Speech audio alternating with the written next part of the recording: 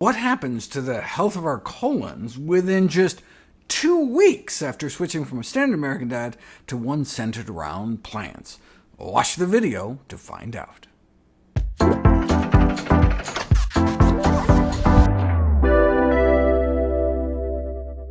We have 100 trillion microorganisms residing in our gut, give or take a few trillion, but the spread of the Western lifestyle has been accompanied by microbial changes, which may be contributing to our epidemics of chronic disease.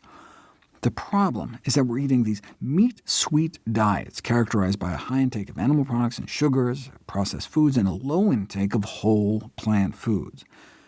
Contrary to the fermentation of the carbohydrates that make it down to our colon, the fiber and resistant starch that benefit us through the generation of those magical short-chain fatty acids like butyrate,